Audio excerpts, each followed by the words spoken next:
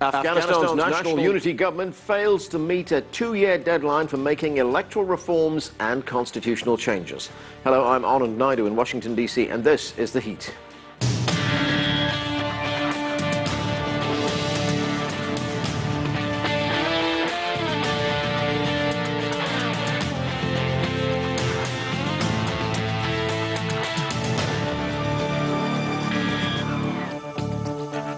Under a governing agreement brokered by the United States in September of 2014, Afghanistan's National Unity Government was given 2 years to push through sweeping electoral reforms. The impasse has created tensions between President Ashraf Ghani and Chief Executive Abdullah and called into question the future of their government.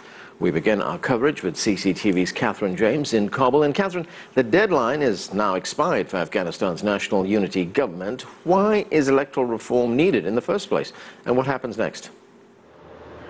Right, well, the electoral reform was part of this mandate given to the National Unity Government because, keep in mind, the presidential election of Afghanistan back in 2014 happened in April, and by September there was still no clear winner from that election because of the systemic fraud that had happened throughout the country, including in Kabul, where there was a lot of oversight.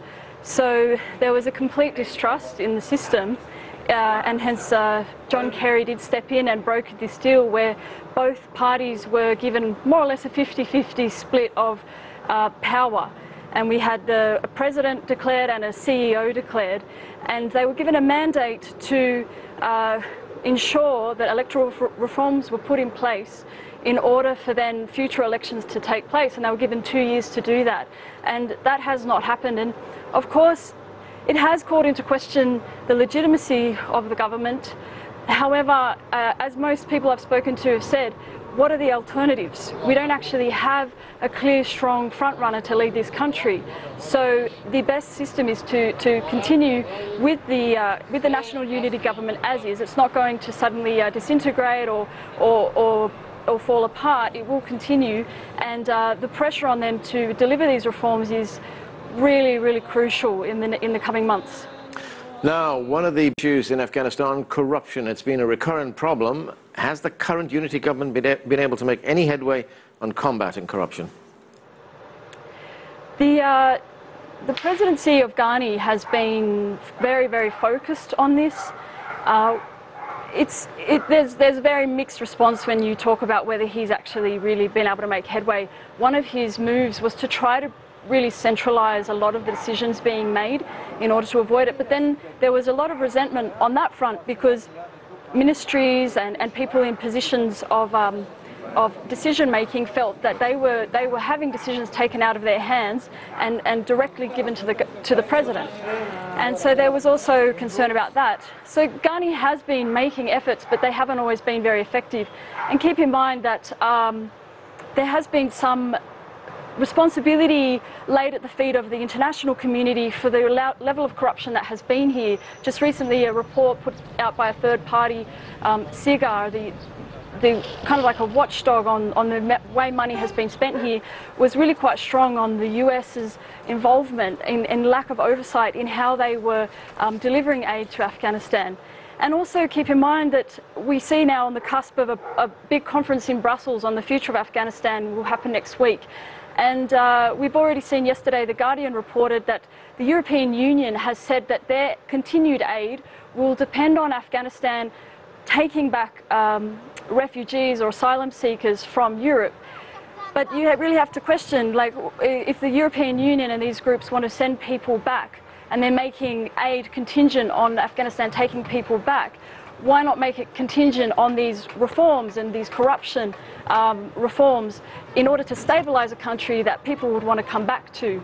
So really there is a question of the international community's response to this and the level of pressure they can put for more to be done on this front in order for it to really move forward.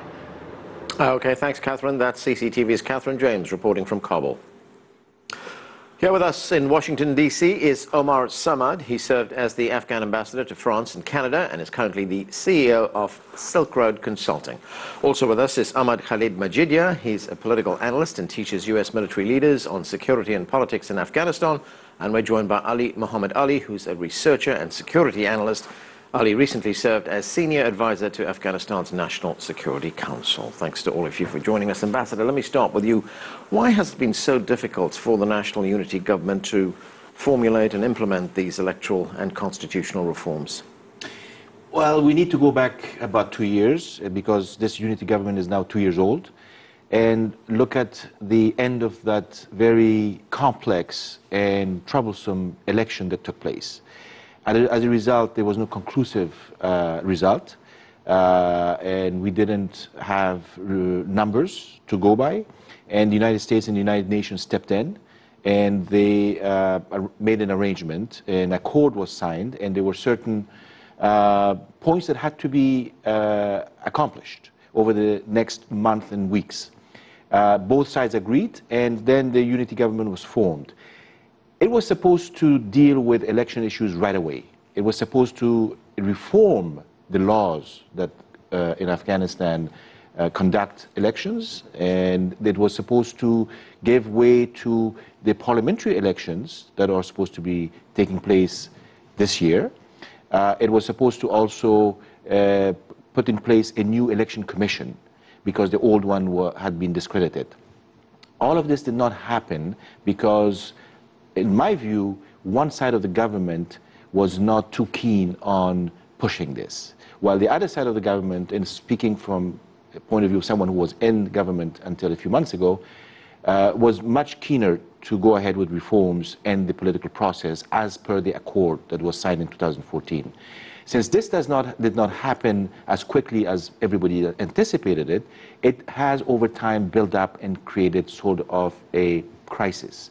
But at this juncture right now, both sides that make up the unity government have realized that there's much more to lose than to gain by not going forward with reforms. There are some signs over the past few days that President Ghani is now more interested in showing some interest in going ahead with reforms and the election process and changing the laws of the country, which is welcomed by Abdullah, his counterpart.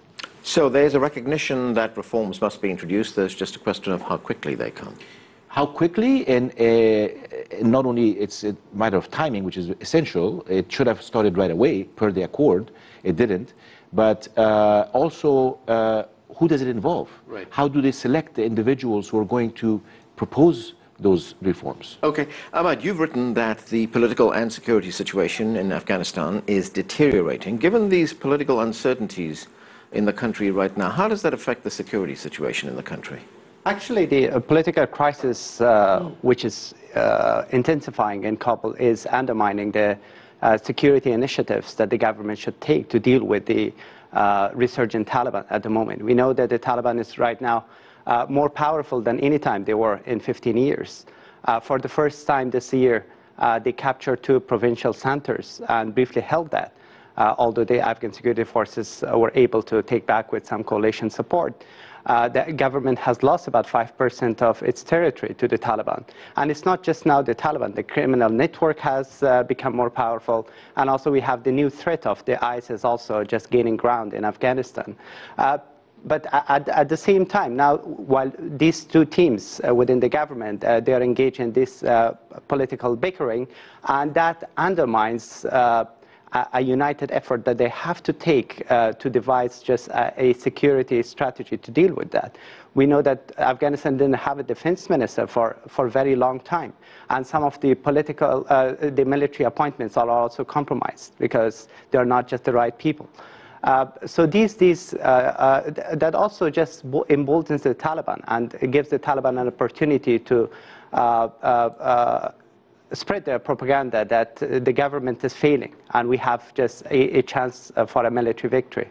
Ali, what is your view on this political crisis in Afghanistan right now? Why is there such rivalry, enmity between the 2 leaders? Well, the problem is after the formation of the National Unity Government, both candidates, the chief executive and the president of the country, were supposed to go for electoral reform and constitutional reform, as they promised that they will do this in the next 2 years.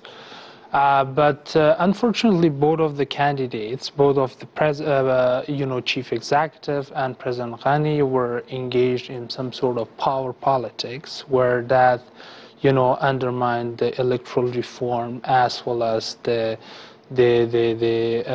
constitutional reform. So at the end, the chief executive came out and said, the president did not want to meet, and the real problem started.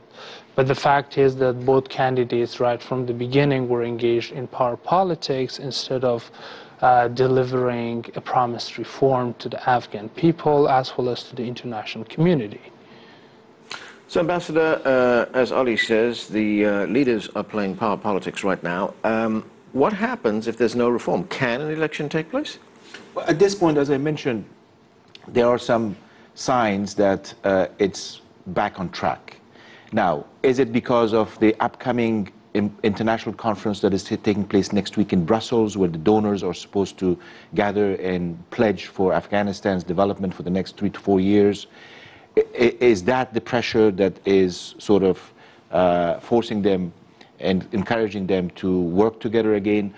Or is it a realization on the part of those who have not shown political will over the last 2 years that their political future also hinges on reforms and on a constitutional change and on everything that had been promised? Remember, we are talking about an accord, a political accord that was sealed in September of 2014.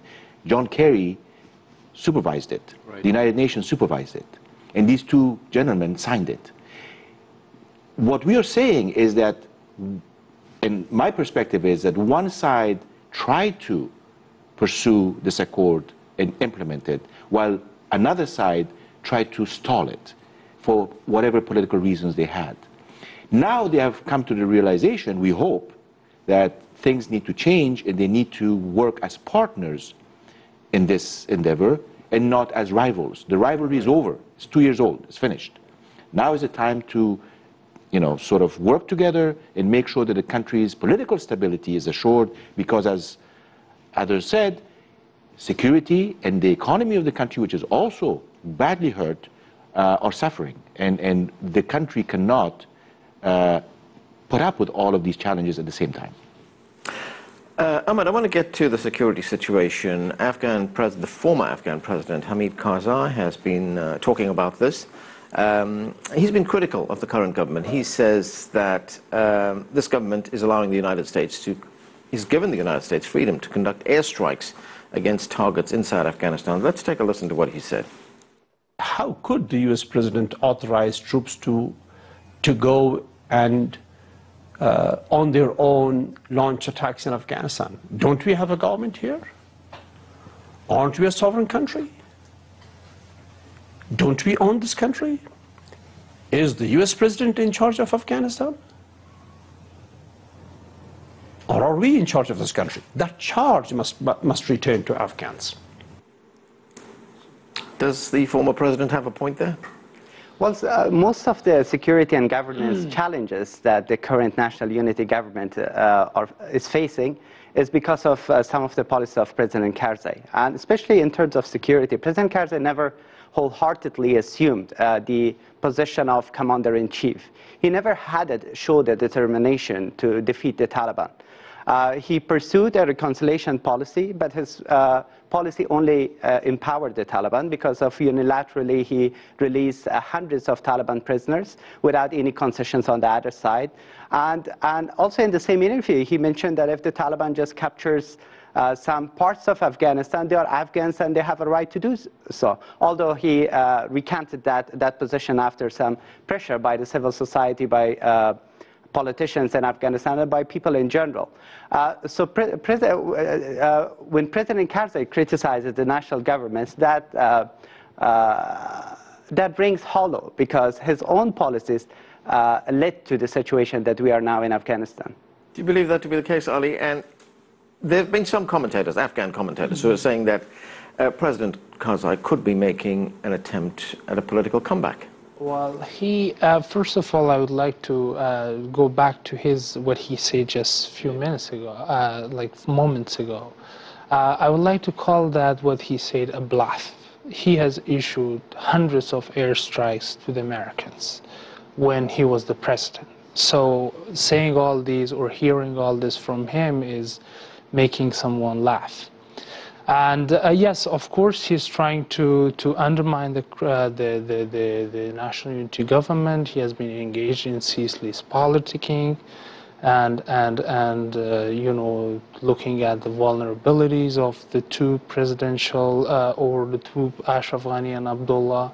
So yes, he's engaged in that.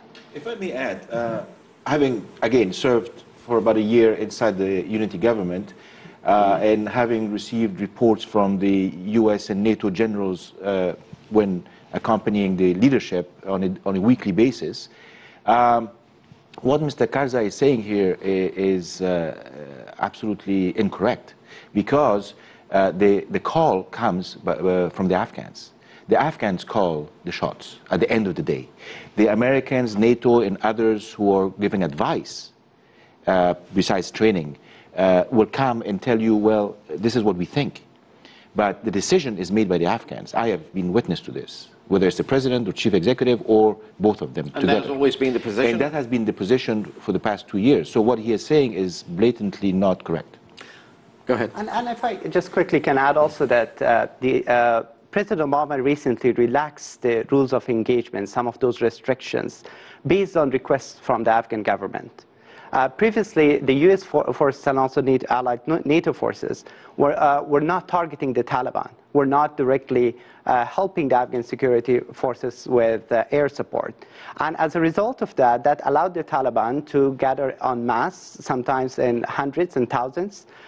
They were able to capture the northern, the capital of northern province of Kunduz, and they were close to just capture the provincial capital of Helmand province, which was the center of the surge at the time as well.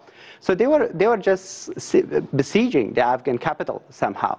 So that led the Afghan government to request the President Obama to relax some of the restrictions, to just increase some of their support, especially the air support, because the Afghan Air Force is almost non-existent at the time. They don't have the fighting capabilities, and that had increased their casualty rates as well. So this is not that the United States is very much in favor of expanding its engagement, again, military engagement in Afghanistan again. They want the Afghans to lead all the security responsibilities, but because of some of these operational gaps that the Afghan security forces have, President Obama allowed that, and that again was based on the requests of the Afghan government. Okay, we are going to have to take a break right now. More of our conversation about Afghanistan's national unity government right after that. Stay with us. You're watching The Heat.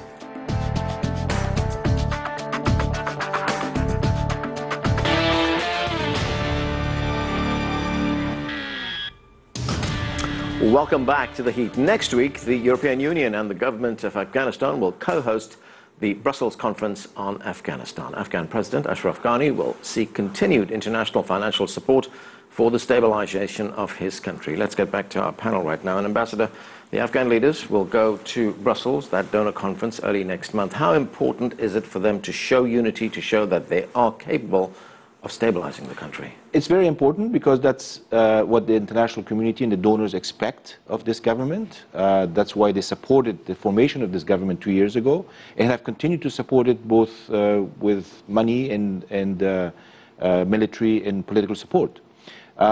This particular conference is important for Afghanistan, especially because of the fact that it still is not able to generate enough revenue.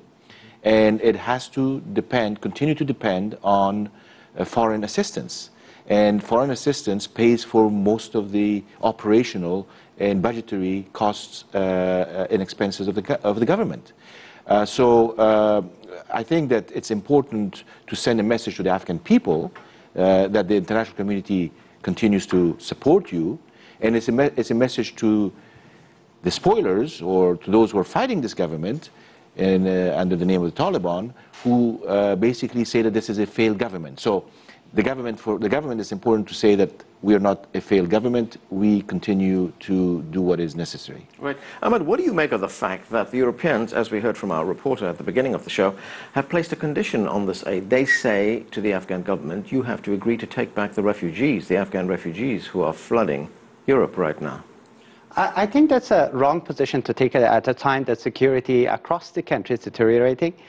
Many people, some people might be just economic migrant who move to Europe, but a lot of them, they go to Europe because they feel for their life. And I think that's also in violation of the UNHCR and also the international conventions on refugees, that while the Afghans feel persecution at home, feel dead at home, they are being sent back. But having said that, I think that the European Union and the United States should make it clear to the Afghans that they have to be serious about some of the reforms that should improve governance and curb corruption. Because without that, I think that sustainability of the Afghan government and also the Afghan mission will always be just at risk.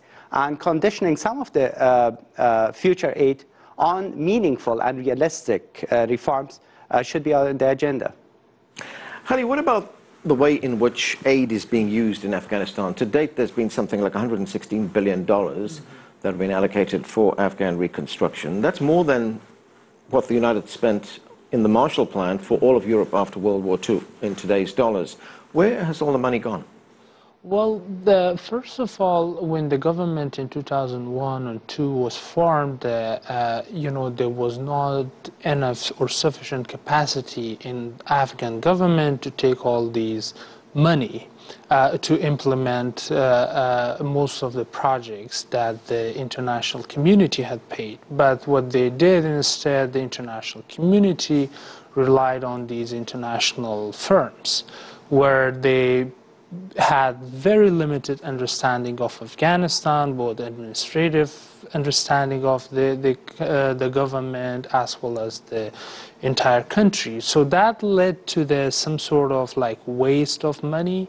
But gradually what happened in this last 15 years, a growing young Afghans educated in the West and East, so they came and took over most of the government ministries, and now they have the capacity and the ability to implement most of the projects. Of course, a lot of money was wasted, and mostly because there was a government, a president who was engaged in some sort of politics and who had no political will to bring reform to Afghan government or the governance. On the other hand, you know, there was a naivety from the international side how to spend the money. Yeah, because the accusation here in the United States, Ambassador, has been that a large portion of the money has been lost to corruption. In fact, the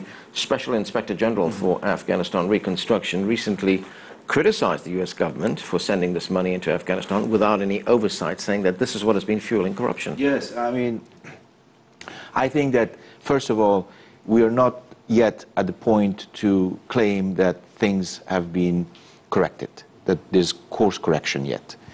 Secondly, yes, the first 14 years or so have been managed and mismanaged, managed wrongly and mismanaged by the leadership, by Afghanistan's president whose priorities were somewhere else, and by the international community as well. I think that SIGAR's reports, the Inspector General's reports, to a large extent shed light. They may not be totally accurate on some aspects, but they shed light on a big problem, both from the donor's perspective as well as the recipient's perspective. So this is why I'm hoping that in Brussels, there will be some conditionalities, some serious conditionalities applied to aid to Afghanistan, so that we could take care of the corruption as well as the mismanagement and as well as the waste that we have experienced over the last 14 years. So we will now see oversight. I am hoping, and I think that the donors have realized finally that you need to have a strict control and supervision of the money that flows into Afghanistan. Ahmad, we have the European Union involved, we have the United States involved in Afghanistan. What about regional powers? What role do countries like China and India play in stabilizing Afghanistan? Both India and China have recently become more aggressive in terms of just their policies and engagement in Afghanistan. They largely just play a positive role. India has been a good partner of the Afghan government for the past 15 years. It has implemented a lot of development projects. And I think that if you conduct a survey across Afghanistan of their view of regional countries, or even just at international level, India might just top the list. And China was very much reluctant in the first 12 or 13 years. It was involved in some economic development projects, in some contracting, but not in the security sector and others. But because China also now has its own problems in its eastern parts in terms of terrorism and instability. So it's very much mindful of the situation in Afghanistan. It doesn't want the Taliban to come back. It doesn't want Afghanistan to revert to chaos where regional and international terrorist groups can just gain a foothold again. So that's why it is working now closely with Afghanistan and also with India and also even with the United States and other international partners to ensure that the Afghan stability is preserved. Ali, when we look at the international situation right now, I mean, we have the war in Syria and Iraq right now. We have these highly publicized spats between Russia and the United States. Has Afghanistan slipped off the international radar? Yes, particularly in D.C.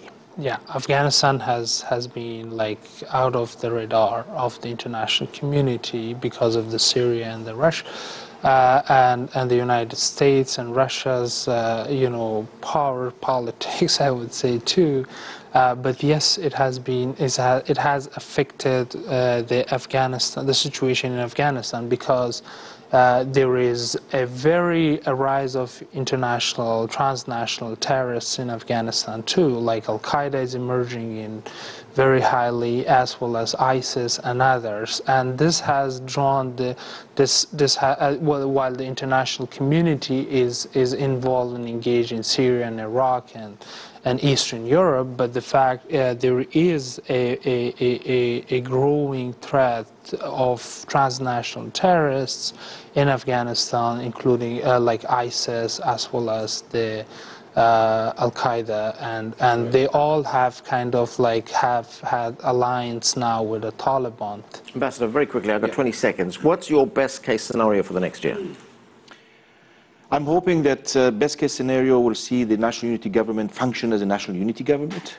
I'm hoping that they will bring the much needed reforms in all sectors, and they will focus on security, making sure that we leave the door for peace negotiations open, but we need to make sure we protect the Afghan people and the economy, which is very important to the well-being. Of course.